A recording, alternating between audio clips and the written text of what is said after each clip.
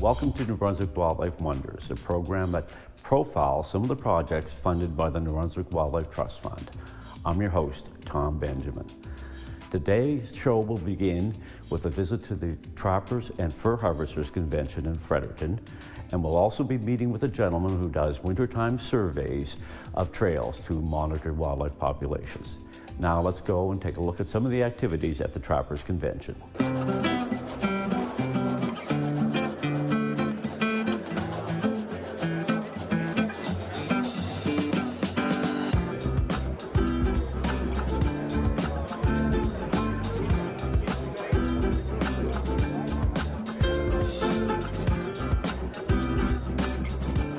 Yesterday and today was the workshop.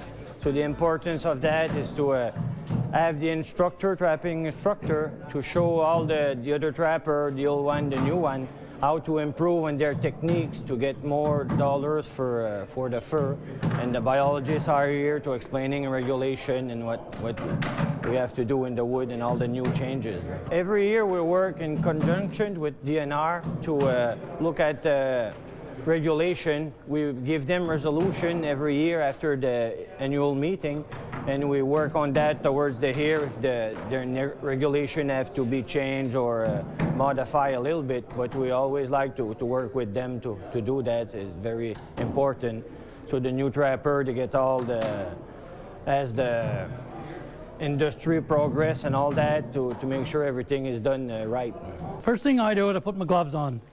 Very important with diseases and wild fur. It's not like the domestic stuff that we're vaccinated for, but wild fur, there's a lot of diseases, so I wear them.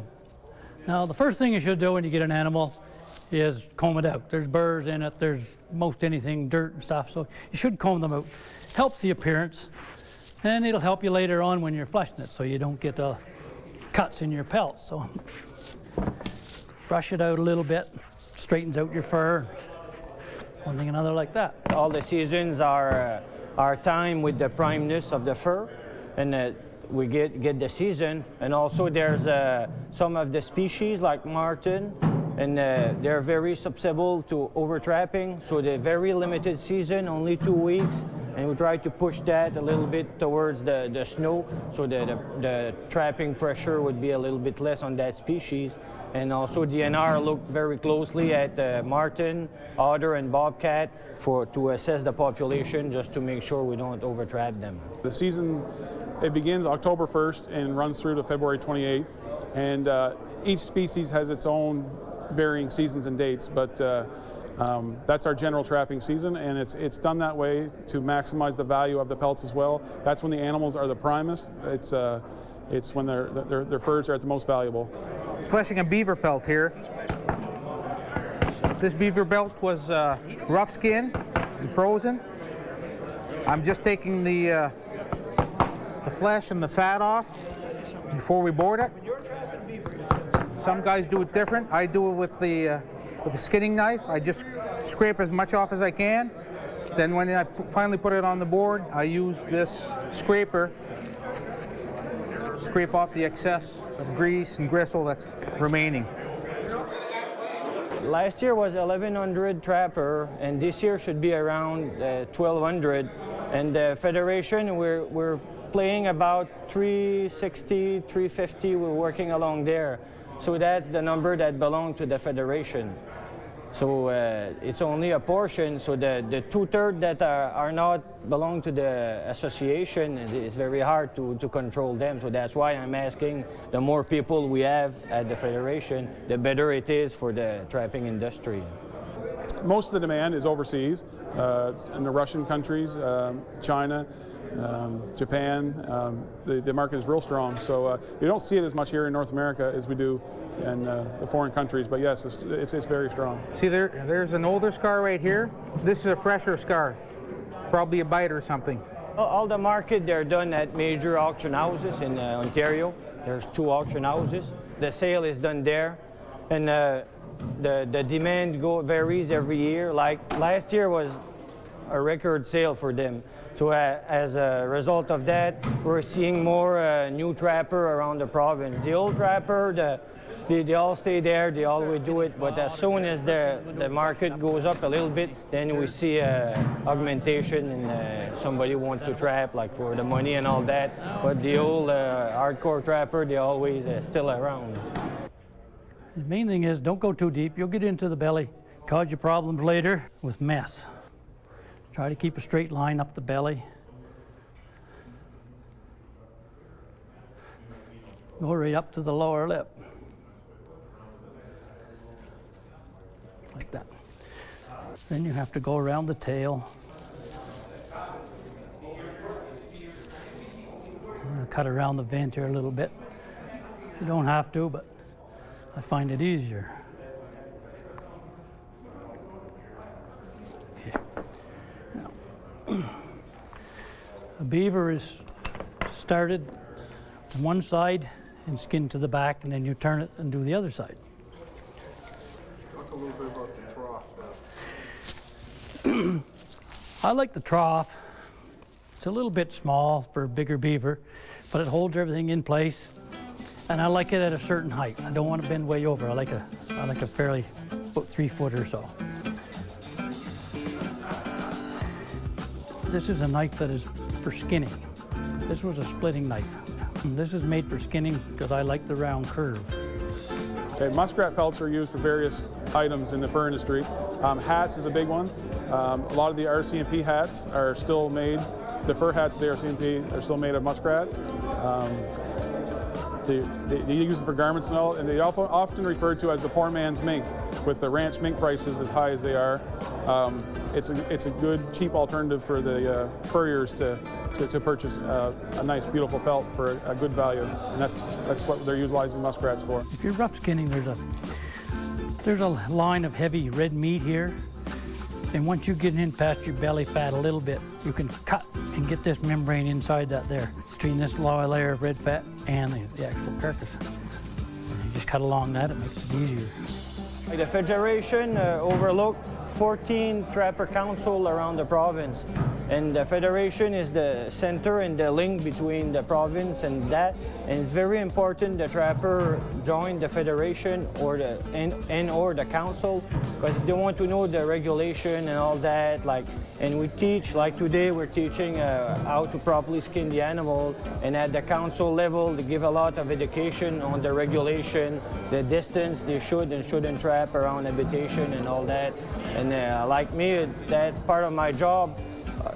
If a lot of time we have problem here and there in the province, something pops out, somebody catch a pit and all that, and that's because a lot of time I found out trapper don't belong to any council and don't belong to the Federation, so we have to do damage control around there. But the more the trapper join the Federation and comes to activity like this, the more they know the regulation and new techniques and what to avoid and all that. So the more the trapper is educated, the less it have to do something wrong.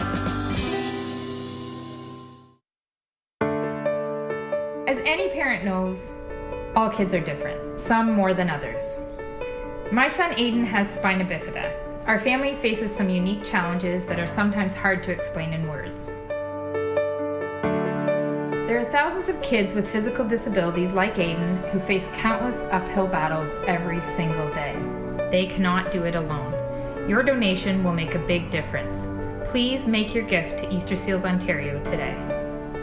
Tune in to Back at Home on Rogers TV and hear the stories from the towns and villages in New Brunswick that make this place our home. Heartland to me is about the history. Hosted and produced by people who live here, Back at Home brings you programming about New Brunswick directly from New Brunswickers. The Harvey Fire Department is a big part of the community. Back at Home is TV access to your community, exclusively on Rogers TV.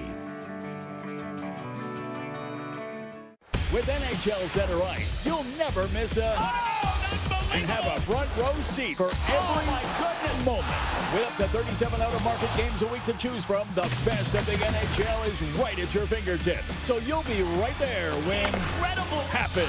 NHL Center Ice. The game lives where you do.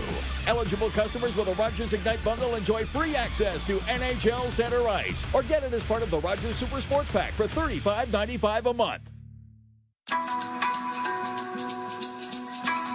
Welcome back to New Brunswick Wildlife Wonders. Next, we'll be heading to Greenlaw Mountain in St. Andrews, where we'll be looking at the Hawk Watch initiative.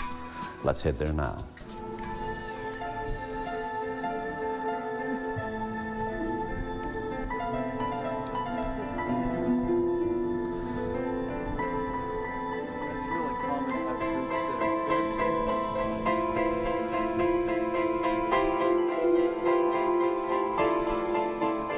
We're at Greenlaw Mountain, which is, I think, the highest point of land in Charlotte County area. It's, if you can imagine the coast here we're looking at, we see the St. Croix River behind us. Just below us here to the south is the town of St. Andrews. It's an amazing place. If you come over the crest of the hill here and you see this view, there's not a lot like this in New Brunswick. It's an extraordinary place just to visit, to see. But having a lifelong interest in birds, naturally, and certainly birds of prey, we have about, I think, 14, 15 species across here. To see them in such numbers as we can see them some days, to see the low-flying birds that come in and right over top of the watch, and you get views here of hawks and eagles and ospreys and so on. It's really hard to get otherwise. They're normally very secretive birds when they're nesting. Here they're in migration and you can get very good looks at them. So for me, it's a thrill every time I'm here, even on a quiet day, because you never know what's going to pop up. On a day like today, when you have no backdrop other than a blue sky, it's particularly challenging. The birds appear as a relatively dark object in the sky, so when they have a dark background like this blue sky, there's no contrast. So it's very difficult to spot them, and there are no points of reference. It's the only hawk watch in Atlantic Canada now that's operating, and certainly on a professional basis. We haven't had information in the past about hawks moving from this region. So it is really important that we understand what's happening with these birds, and it can be a long and cold vigil up here by times, and we really need the money primarily to have somebody here, an expert in spotting and identifying hawks, and recording them, posting those to the international websites, and having all that available. So the money is. We couldn't do it we couldn't raise enough money, I think, among club members to support it. When it crosses the river and on your land on the other side, then it can take advantage of thermals and updrafts and gain altitude again.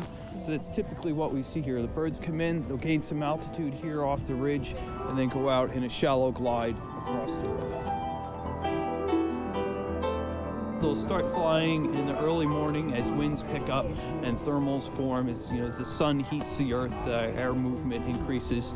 And then late in the afternoon, as the sun starts to get low, the air movement decreases, and then it's less efficient for them to travel, so they tend to sit down for the night and rest. I was introduced to hawk watching further south in the States. And that's where my interest was sparked. On my first day of hawk watching, I saw approximately 275 hawks, which I thought was quite exciting.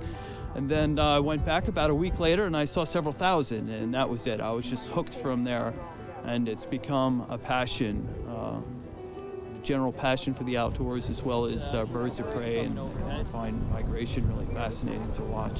Most hawks do not like crossing large bodies of water.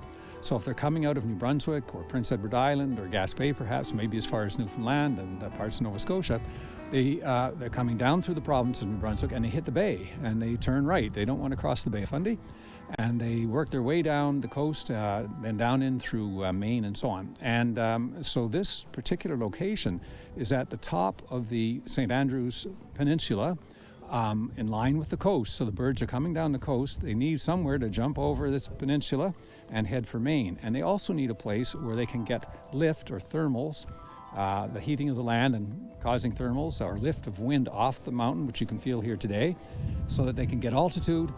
They don't want to burn a lot of energy, and then they head out across the river here, continuing on their migration. My experience arriving here was, first of all, the excitement of the view, and then once I get into the watching of the hawks and being with Todd, identifying a number of birds and then trying to identify them and learning from him as we go through what does a sharp-shinned hawk look like and what does a merlin look like, and then actually spotting them, identifying them throughout the day. It's quite an experience. I have a bird feeder not far from where we're standing right now, and most of the birds that visit the feeder are black-capped chickadees. The reason why I have that there is when the chickadees spot a hawk overhead, they give off a warning call. So it alerts me to the presence of the raptors, and I consider them my most valuable volunteers, and I try to keep them well fed. They're a big help. We could have 500 going overhead right now, unless we turn our attention up there at the right moment, we're going to miss them. Right. So you'll see me scanning like crazy sometimes. Todd's an extremely gifted hawk watcher. He's been at it for years, and what he does is, in general terms, naturally enough, the birds are arriving from the east and heading to the west. And so what Todd will do, he'll constantly scan the horizon, generally to the east, but of course he's watching because it's a big sky and birds may be going by him. So he'll constantly look at all the view planes we have here, scanning around, trying to pick birds out from a long distance away, and he's very good at it. And these birds move in mass. You might see 70% of the population move in a single day or in a single event, say a 1 or 2 or 3 day period. As the day progresses on one of these big days, you typically see greater and greater numbers, with maximum movement occurring sometime in the afternoon hours. And that's what we've seen for the most part today, although we're experiencing a lull. We are seeing large numbers of sharp-shinned hawks, large for this site and this year. Anyway, today, lots of sharp-shins moving. It could turn out to be a late day flight today. We're identifying and counting all of the birds of prey that are passing this point and land. So I record that on data forms. I take hourly weather readings, and I compile the data on that, totaling every hour through the course of the day. And we do that hourly so that you can look at how the numbers match up with what's occurring weather-wise. And then this all feeds into an international database that's managed by the Hawk Migration Association of North America. So they can compare what's happening coming out of, in our case, Eastern Canada, to what's happening elsewhere in the Eastern Flyway and in North America overall.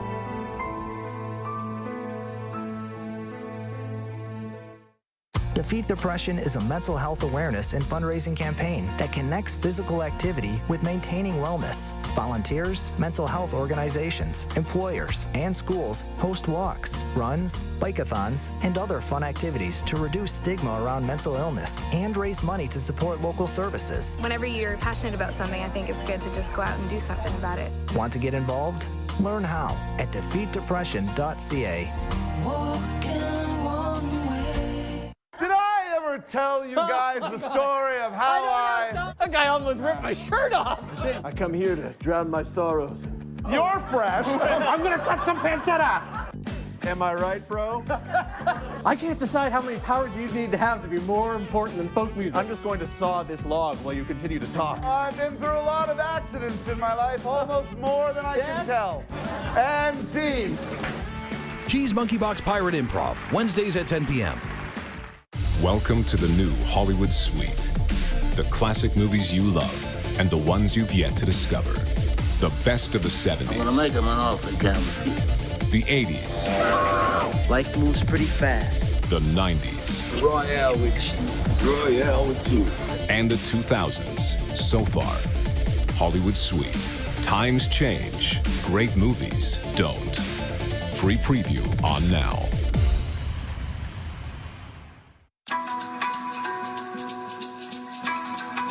Welcome back to New Brunswick Wildlife Wonders. In our next segment, we'll be heading to the northern part of the province, to the Grand Falls region.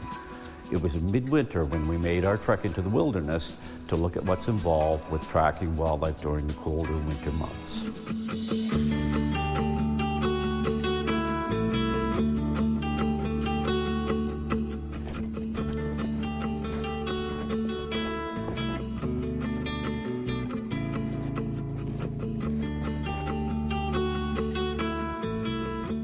That project is the Trail Transect Project, and we do that to help DNR to gather track records. So it's a project we do, and we follow the certain transect through the wood, 3 kilometer length.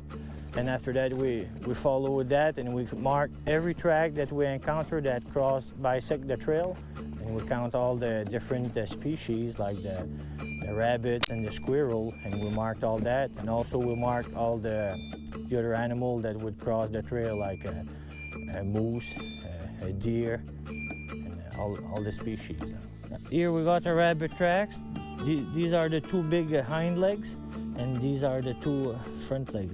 They put the front one first, and after that the 2 big one hit over here, and they continue. This one was jumping.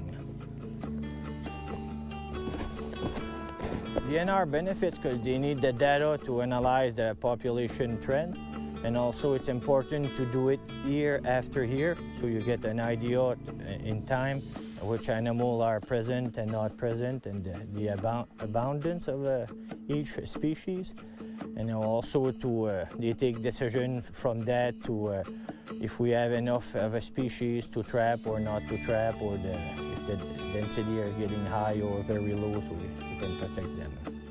The guidelines, the procedure for doing the winter track transect, the line, it should be surveyed following at least 5 centimeters of snowfall, and not to be surveyed when there's too much snow, like over 20 centimeters. Also, the surveyor should wait at least 24 hours after a snowfall to allow animal movement and to have enough tracks to be counted, and no later than 48 hours to minimize confusion with too much tracks. The track this year has been good. It's about average, and also it depends on the transect where they're situated. If they're in the dense wood, then there's more tracks, and some of the transect are in open areas like field and all that, along field or cut, then there's a lot less track because of the snow depth this year. Time since last snowfall, 28 hours in region 4. Wildlife Management Zone 10. I like doing the science project and all that, so I got an interest into that. And also I like to do it for the animals too, because it's good that we know as much as possible on the species, different species, the fur-bearer species as themselves, so we can, the biologists and us too, we can manage them better.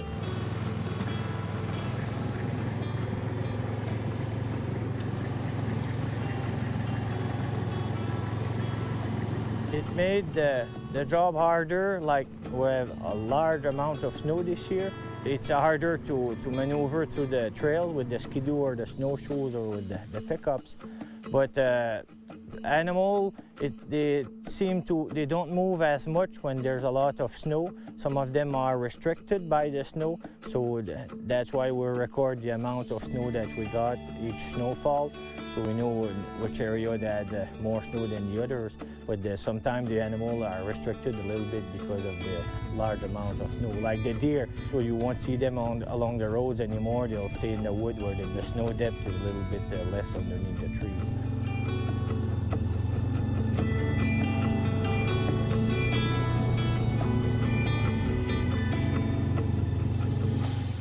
Now we're going to look at 2 different trap types that we use for trapping. And one of them is a killing device, the other one is a restraining device. So this trap over here, it's a beaver trap, and it's a trap that folds in hex, and it's designed to kill the animal. Like these large spring over here, they're not on now, the safety is on, but they're large spring. When they release when the animal, we put that in their travel path underneath the water, like that's a beaver trap.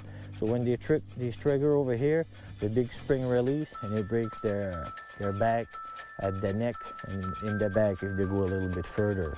So that's a killing device. It will dispatch the animal right away. A beaver would be dispatched in about 1.5 minutes to 2 minutes. We got regulation. If we got restraining traps, then we're obligated to go before 48 hours, like every day. But whenever you set it, we can go up to 40 hours, but it's really every day we have to check these restraining traps. And if we use a killing device, then we can skip a few days and go, but every trapper should should go at least not more than 2 or 3 days, just to avoid if an animal is there and it's not dead, just to make sure everything is humane. Everybody should go at least no more than 3 days. The other trap we have over here, it's a coyote leg hold trap, and that's a restraining device. So when we catch the animal in this trap, it's going to be caught by a paw at the bottom of the paw, and it's going to be restrained there. So in that type of trap, when we use this type of trap, we have to go every second day. That's the law, to go check our traps to make sure the animal doesn't suffer. But on this kind of trap, we have to dispatch the animal ourselves. Like this year, we had more effort put in because of the year before, the fur price were very high. So anytime we see that, then we see a lot more people buying licenses and taking courses and all that. So there's more effort. But like right now, all the furs are pretty much sold, and it's going to be back to average. So all the people that go at it for the money, we won't see them next year because they didn't make a lot this year. So, but the trapper, the ordinary trapper, they're still going to put the same effort regardless. A lot of the medium trapper, you don't bother with the coyote because it's so hard to catch. But the medium trapper will get about 5 or 6 of these to get 10 coyote, and the large trapper will have about 50 or 75 of these to catch about 100 coyote. We have to teach the trapper, even if it's an old trapper, to teach them the new law, the new regulation, how it is, and also just to make sure everybody is doing good for the trapping industry in general. So, because if a trapper stays in his corner and do his own thing, and he's more apt to do little things that are not humane and all that. So that's why we want all the trappers together to follow the education to make sure we stay on track, and also we keep good practice and everybody knows the new ways to do the stuff and the good way to do the stuff. Hopefully today's program gave you some additional insight into the importance of the projects funded by the New Brunswick Wildlife Trust Fund. I'm Tom Benjamin. Thanks for joining us today.